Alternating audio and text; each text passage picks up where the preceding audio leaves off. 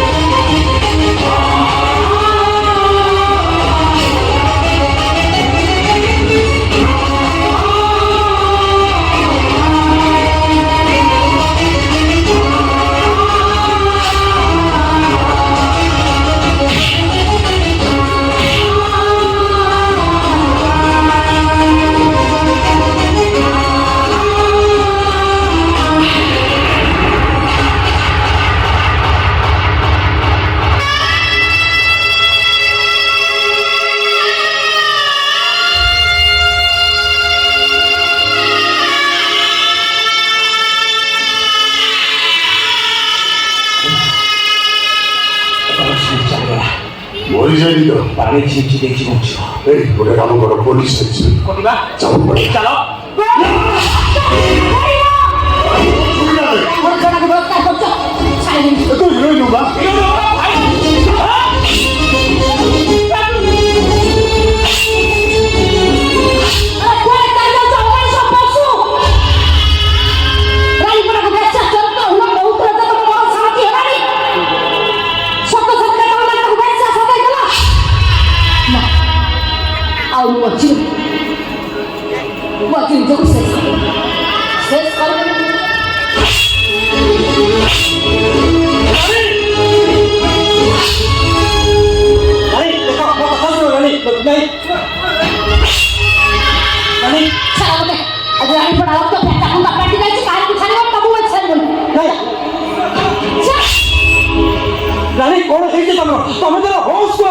ଦେହରେ ଜୀବନ ଥିଲେ ମଣିଷ ହୋସରେ ଥାଏ।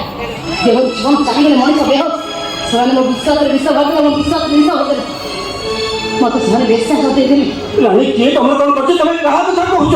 ଆରେ ତମରି ଭଳି ବଡ଼ ବଡ଼ିଆ ବାବୁ ମାନେ ଯୋଉମାନେ ରାଣୀପଡ଼ାରେ ଗତି ସତ ସତିକା ଔଷଧ ସଜାଇ ଦେଇଛନ୍ତି। ତାମାନେ ତମେ ଗୋଟାଏ ଧର୍ଷିକା। ତମେ ବ୍ୟସ୍ତ ହଉନି, ତମେ ବ୍ୟସ୍ତ ପୋଲିସ ଷ୍ଟେସନ ଚାଲ, ଆମେ ସେମାନଙ୍କ ବିରୁଦ୍ଧରେ କମ୍ପ୍ଲେନ ଦେବା। କଣ ଲାଭ ମାନେ ସେମାନଙ୍କୁ ପୋଲିସ କରିବ, ଆରେଷ୍ଟ କରିବ, ଦରକାର ପଡ଼ିଲେ ସେମାନେ ଫାଶୀ କୋଟରେ ଝୁଲିବେ। ଏତେ ଜଣ ବଳାତ୍କାରୀମାନଙ୍କୁ ଫାଶୀ କୋଟରେ ଝୁଲା ଯାଇଛି ମାନେ ବେବିନା ରବିନା ଛବିନା ଛୋଟ ଝିଅ ବଡ଼ ବଳାତ୍କାର ମାନେ ଆଜି ଯାଆନ୍ତୁ ଦେଖିବେ। ସେମାନେ ତାଙ୍କ ଗାଁରେ ଫୁଲ ଫୁଲା ବୁଝୁଛନ୍ତି। ଆରେ ଲକ୍ଷ ଲକ୍ଷ ଟଙ୍କା ଥିଲେ ଓକିଲ ଦେଇ କେସ୍ ଲଢ଼ିବ ନା ବୋଲେ ମୋର ସାମାନ୍ୟ ଗୋଟେ ଗରିବ ନାଚ ଏତେ ଟଙ୍କା ମୁଁ କୋଉଠୁ ଆଣିବି? ସରକାର ଅଛି, ସରକାର ଓକିଲ ଅଛି, ମହିଳା ସଂଘ ଅଛି। ସରକାରୀ ଓକିଲ, ମହିଳା ସଂଘ।